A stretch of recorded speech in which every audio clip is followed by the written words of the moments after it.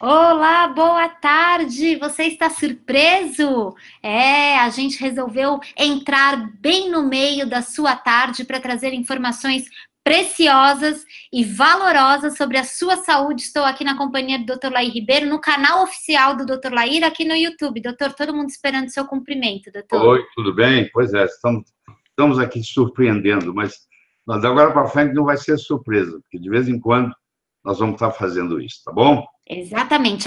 O nosso compromisso, né, doutor, apesar da agenda super cheia do doutor, é que a gente esteja aqui ao vivo com você a cada 15 dias no mínimo, né, doutor? É isso aí. É isso. E hoje o tema que a gente escolheu foi um tema pedido pela nossa audiência, porque o Dr. Lair, para quem não sabe, ele lê todos os comentários que são deixados nas páginas, nos canais oficiais, no Instagram, aqui no YouTube, no Facebook, né? Que os endereços das redes sociais você já sabe, é o @Dr. Lair Ribeiro, né? Em todas as redes oficiais. O doutor lê comentário por comentário e, né, doutor, apareceu com uma certa recorrência em número maior de vezes a questão da hipertensão, da pressão alta, não foi isso, doutor? Da prevalência dela, eu acho que tem muita gente com pressão alta, tem muita gente preocupada com isso, e nós vamos procurar esclarecer aqui o máximo. Ótimo. Doutor, queria começar te perguntando exatamente isso, assim, o que é a pressão alta? A pressão alta é uma doença? O que é a pressão alta? Ela pode ser uma doença ou, mais comumente, ela pode ser simplesmente um estado, porque a gente chama, quando a gente não descobre a causa, nós na medicina chamamos ela de hipertensão essencial, ou seja, a gente não sabe de onde está vindo. Mas, à medida que a gente aprofunda no estudo, cada vez mais, a gente vai vendo que existem inúmeras causas, que nós vamos poder discutir aqui hoje, e essas causas, se forem resolvidas, a pessoa pode até deixar de ser hipertensa. Eu digo pode até deixar, que se ela já é hipertensa por muito tempo, ela muda a estrutura do vaso. Então, mesmo que tirando a causa, agora o vaso já está lesado e contribui na manutenção da pressão alta, entendeu? Entendi, doutor. E aí, doutor, assim, pelo menos aqui nas suas redes sociais oficiais, apareceu bastante, né, o número de pedidos sobre esse assunto da hipertensão. Mas no Brasil também há uma prevalência muito grande de casos, doutor? A estatística brasileira não é muito correta, você sabe, né? Deixa a desejar. Mas, até onde a gente tem acesso, em torno de 25, 26% da população adulta brasileira tem um certo nível de pressão alta, entendeu? Em torno de 20, um em cada 4 brasileiros adultos, vamos pôr assim. Mas, se você for ver uma faixa etária, por exemplo, de mais de 65 anos, 65% dos brasileiros com mais de 65 anos são hipertensos. Se você vai para uma faixa acima de 77%, acima de 77 anos, 77%. Então, esse número é fácil de guardar. Acima de 65 anos, a prevalência é de 65%. Acima de 77 anos, a prevalência é 77%. Doutor, estou percebendo então que aumenta a idade, aumentam os casos de pressão. O envelhecimento é uma das causas, quais outras tem? Não, o que acontece é o seguinte: a pressão arterial é o produto do débito cardíaco pela resistência periférica. O débito cardíaco, por sua vez, é a multiplicação do volume sistólico vezes a frequência cardíaca. Então, você vê, o volume interfere, a frequência cardíaca interfere, a resistência periférica interfere. Então, quando você faz essa multiplicação e ela está aumentada, a pressão vai aumentar. Mas, como eu mencionei, muitos casos não é a doença, é um estado. Por exemplo, no caso do hipotireoidismo. O hipotireoidismo é a glândula tireoide não está funcionando apropriadamente. E ela, então, gera uma substância chamada mucina, que vai eventualmente causar o mixedema. E essa substância ela está dentro dos vasos, dos capilares, e ela aumenta a resistência periférica. Então, quando o coração bombeia, tem uma resistência para o sangue fluir. E esse aumento de resistência causa um aumento de pressão alta. um aumento de pressão, vai causar pressão alta. Só que é muito perigoso você tratar uma pressão alta num paciente com hipotiroidismo, porque se a causa é hipotiroidismo, o tratamento para essa pressão alta é tratar o hipotiroidismo. Porque se eu não trato o hipotiroidismo, mas baixo a pressão, eu vou ter uma dificuldade de perfusão do sangue chegar até a periferia. Isso é uma causa. Deixa eu ir para a segunda causa. A segunda causa é a resistência insulínica. É o paciente que é diabético. É muito comum o paciente diabético também ser hipertenso e também ser obeso. Esse paciente diabético que tem a resistência insulínica aumentada, a resistência insulínica faz ter mais insulina. Insulina retém sódio, sódio retém água, retenção de água aumenta o volume sanguíneo, aumenta o volume sanguíneo, aumenta o volume sistólico, aumenta o volume sistólico, aumenta a pressão, entendeu? Outra causa interessante e muito comum é a deficiência do magnésio. Nós vamos poder discutir em mais profundidade ainda nessa apresentação. Mas o magnésio é um potente relaxante vascular. E quando eu tenho falta de magnésio, que nós vamos discutir depois, você tem uma constrição dos vasos. Isso aumenta a resistência periférica, isso aumenta a pressão. Se eu tenho uma deficiência de magnésio e tenho pressão alta por isso, e eu trato essa deficiência de magnésio, a tendência é a pressão normalizar. Outra coisa interessante, a pessoa que não toma sol, ela foge do sol totalmente, ela não tem produção adequada de vitamina D3, porque a vitamina D3 é produzida o sol batendo na pele, é quando começa tudo, é o colicalciferol, que vai virar calcidiol no fígado, que vai virar calcitriol nos rins. Mas aí a pessoa tem deficiência, a deficiência da vitamina 3, D3, D de dado, também é uma causa de hipertensão. A outra causa é o aumento do ácido úrico. Então, se eu tiver o ácido úrico demais, esse ácido úrico vai inibir uma molécula muito potente e muito benéfica chamada óxido nítrico, que é o que mantém a vasodilatação das artérias, dos capilares, não tendo óxido nítrico suficiente, porque ele é inibido pelo ácido úrico. Esse paciente também desenvolve, além de desenvolver gota, desenvolve pressão alta. É muito comum o paciente com gota também ter pressão alta. Outra causa são os metais tóxicos. Eu estou contaminado com chumbo, ou estou contaminado com mercúrio, ou estou contaminado com cádmio. Isso também faz vasoconstrição. E último, dessas causas secundárias que a gente chama, é, por exemplo, uma infecção dentária assintomática.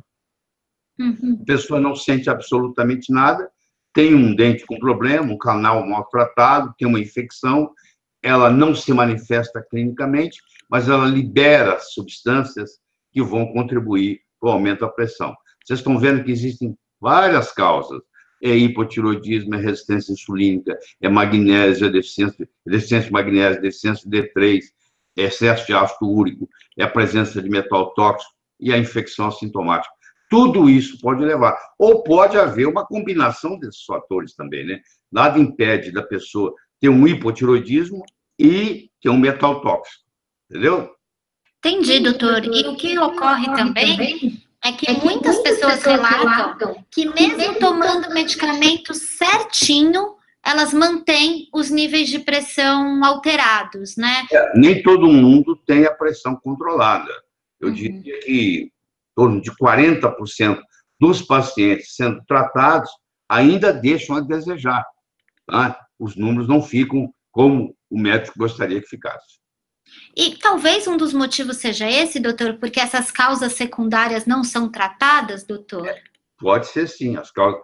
Isso é uma coisa. A outra, que já é bem mais complexa, é o tipo de pressão alta que a pessoa tem. Porque, tirando essas causas aí, vamos falar da hipertensão que a gente chama de essencial. Certo. Foi um mecanismo dentro do corpo que criou.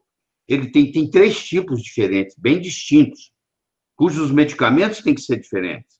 Você não pode tratar todo mundo igual. Então, por exemplo, você tem o paciente que o problema dele é excesso de volume, então esse vai se dar muito bem, por exemplo, com um diurético ou com bloqueadores de cálcio. Você tem aquele paciente que o sistema renina, angiotensina, aldosterona está ativado, então eu vou mexer nessa cascata, ou eu vou dar um inibidor de renina, ou vou bloquear o receptor da angiotensina 2, ou vou fazer um inibidor da ECA. 45% dos pacientes hipertensos essenciais, o mecanismo de ação é esse.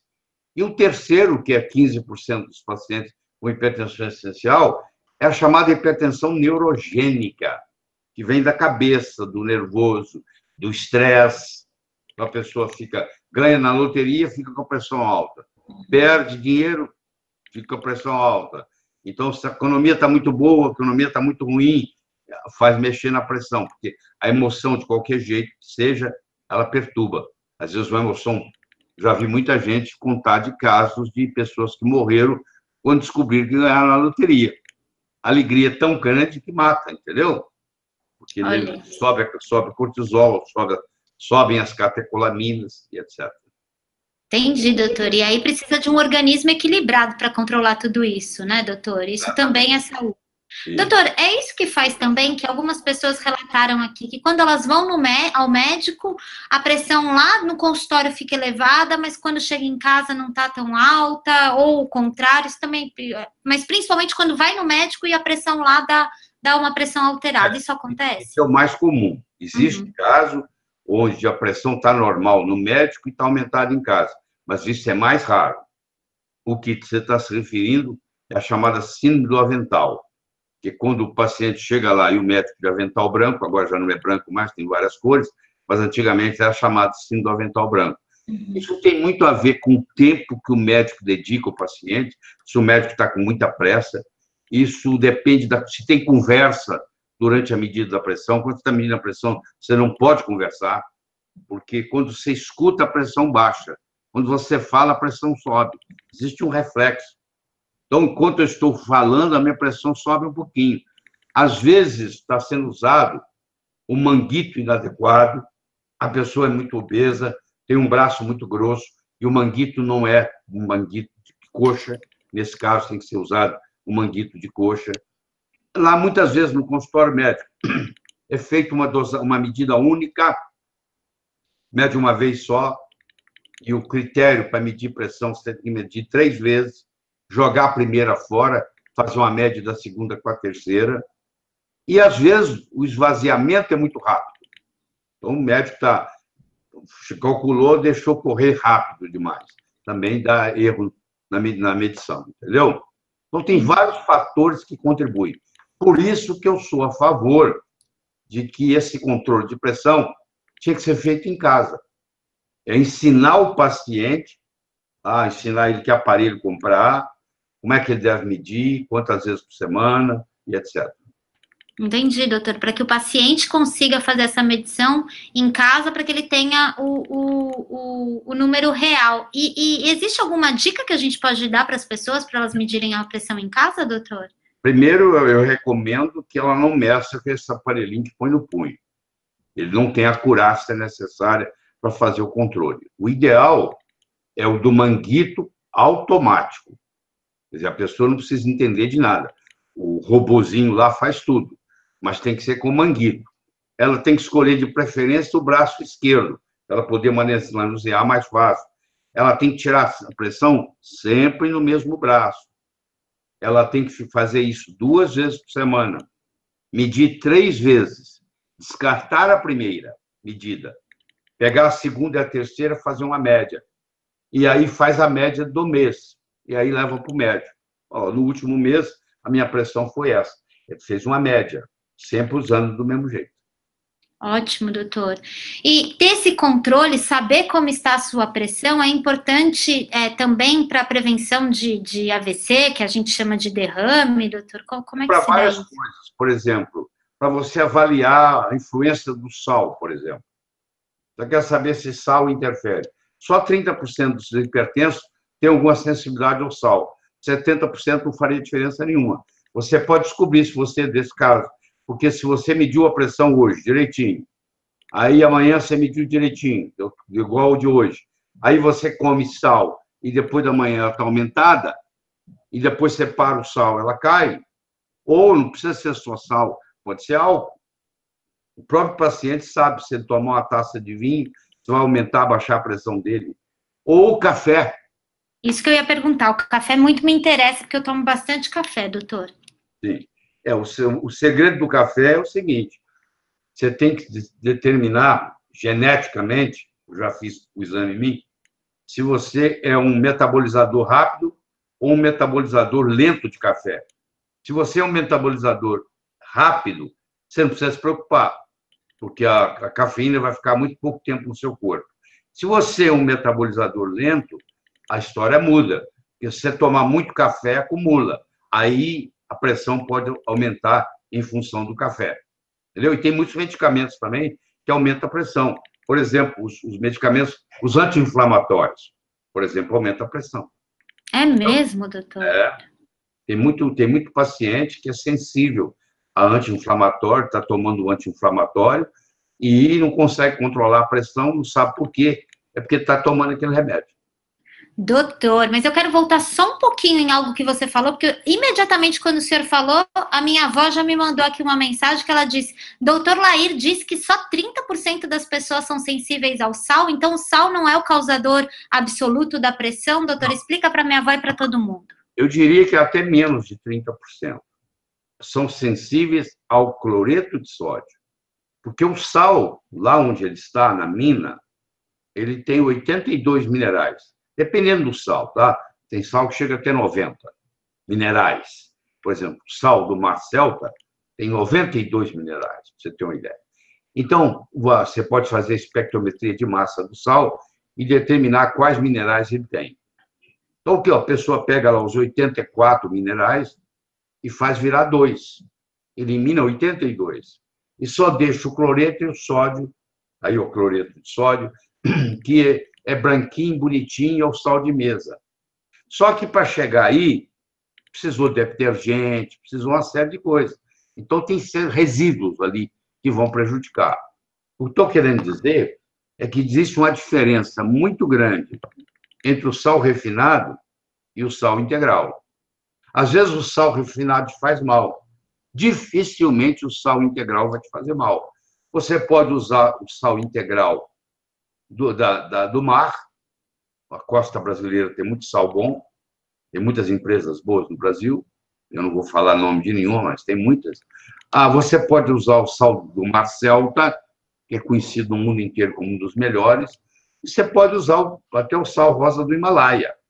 Tem muita conversa fiada na internet de quem não sabe. Eu recomendo que, para você falar de sal rosa do Himalaia, você devia de ler pelo menos uns 2 ou 3 livros que existem no Amazon.com sobre o assunto, para você entender, porque você me perguntar assim, o sal do Himalaia tem flúor? Tem, mas o flúor da natureza é 5.000 vezes menor do que o flúor da água da sua torneira de casa, pra você ter uma ideia, entendeu? O fato de ter flúor não significa que está fazendo mal, é quantidades ínfimas, muito pequenas.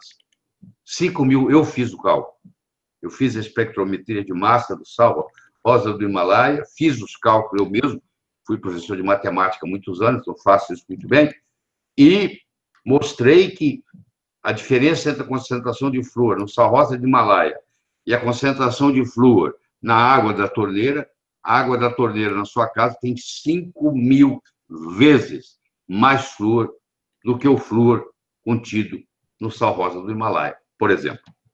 Nossa, doutor, então, se as pessoas fizerem uma simples substituição, né, entre o sal branco, que o senhor falou que tem todo esse processo aí para ele ficar branquinho desse jeito, pelo sal integral, elas já estão contribuindo para controlar a pressão delas, doutor? Algumas delas têm até problema, porque controla tanto que o remédio que está tomando começa a fazer mal, baixar a pressão demais.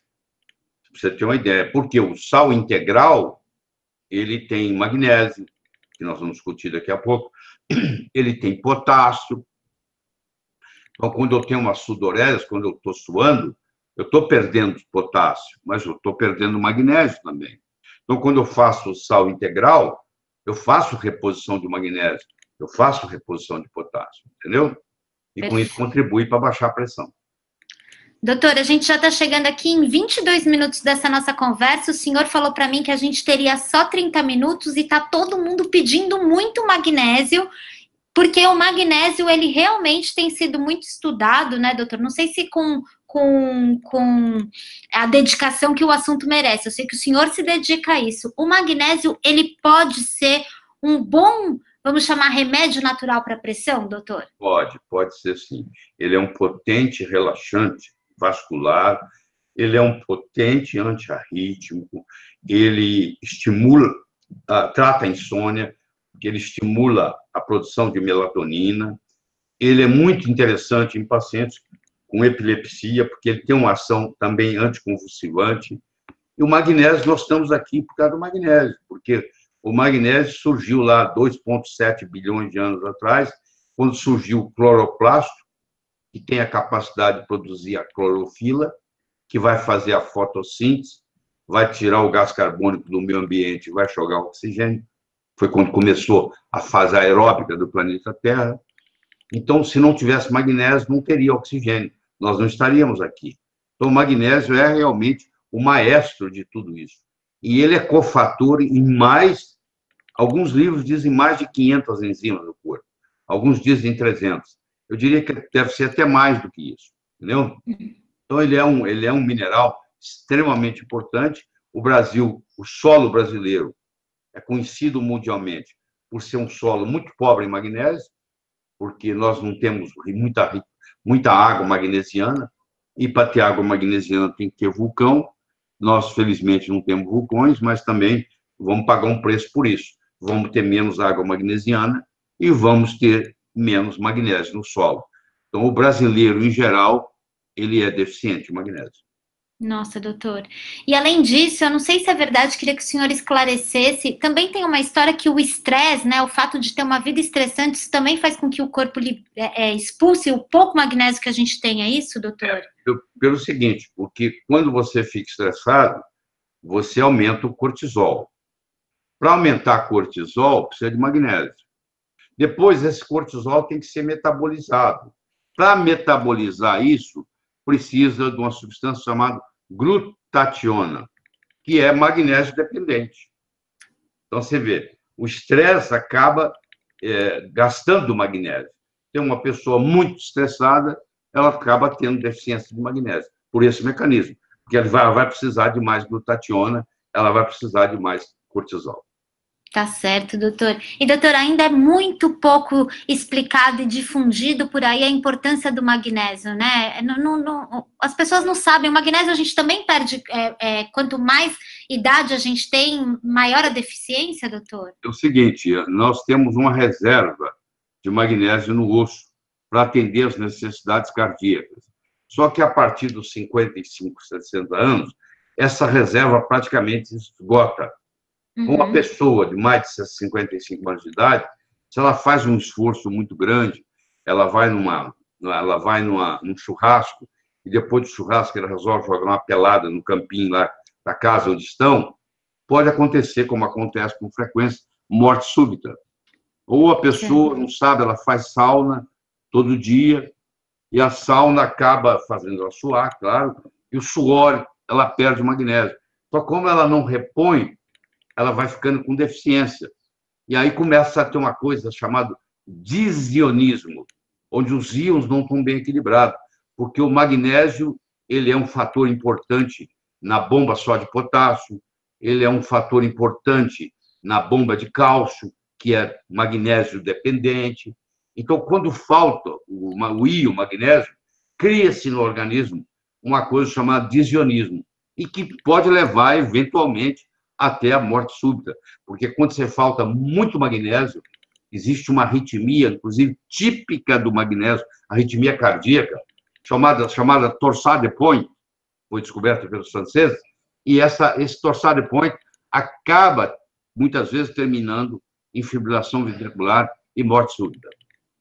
Nossa, doutor. Doutor, o senhor aqui explicou de forma rápida, porém eficiente, a relação do magnésio com a insônia. Também tem uma relação entre o magnésio e o diabetes, doutor? Tem pelo seguinte, porque para produzir a insulina e para o transporte da insulina no corpo depende do magnésio. Então, quando eu tenho deficiência de magnésio, eu tenho deficiência na produção de insulina e eu tenho deficiência no transporte da insulina para o lugar onde ela precisa atuar. E isso, claro, prejudica e acaba levando uma resistência insulínica, tá? Acaba causando problema. Doutor, uma outra coisa, se as pessoas ainda não sabem tanto sobre a importância do magnésio, mas o senhor está ajudando aí para que se atentem a isso, da vitamina D3 a gente já tem até um certo coro para isso, né? Mas há também uma importante função do magnésio para a questão da vitamina D3. Existe gente que fica resistente à vitamina D3, doutor? Pois é, o magnésio, ele é um cofator no receptor da vitamina D3. E nos casos escritos na literatura, chamado resistência à vitamina D3, que dá dose e não resolve nada, porque ela não consegue atuar no receptor, na grande maioria é por deficiência de magnésio. Você está vendo que o magnésio não é à toa que ele interfere em mais de 500 reações no corpo. Nós estamos falando de algumas, e tem muitas que nem foi descoberto ainda. Entendeu? E todo brasileiro, praticamente, do ponto de vista prático, tem deficiência de magnésio. Tá certo, doutor. Eu queria muito agradecer o seu tempo e dizer para você que está com sabor de quero mais aí do outro lado, é simples, é fácil e é rápido. Aqui na descrição, no link dos comentários, aqui na descrição desse vídeo, você pode acessar o link e ter uma aula completa do Dr. Lair Ribeiro sobre a pressão alta e sobre as melhores fontes naturais de magnésio, como você pode, de uma forma natural, cuidar da sua saúde, da sua pressão. É só você acessar aqui no link da descrição para ter o Dr. Lair perto de você. E mais do que isso, além dessa aula completa que o doutor vai te dar para que você esclareça os seus entes queridos e a si próprio e tal, a partir do momento que você recebe essa aula, o Dr. Lair também vai te visitar sempre por e-mail, trazendo os melhores conteúdos de saúde verdadeira, não é isso, doutor? É isso aí, é isso aí. Doutor, muito obrigada mais uma vez por esse nosso programa aqui ao vivo, no meio da tarde, eu acho que é ótimo. Tomei meu café aqui, ouvindo o senhor, já sabendo que ele pode sim causar uma pressão, mas também aprendi sobre o sal integral, então vou dar uma controlada aqui, tá bom, doutor? Até a próxima. Até a próxima, gente. Obrigada, tchau.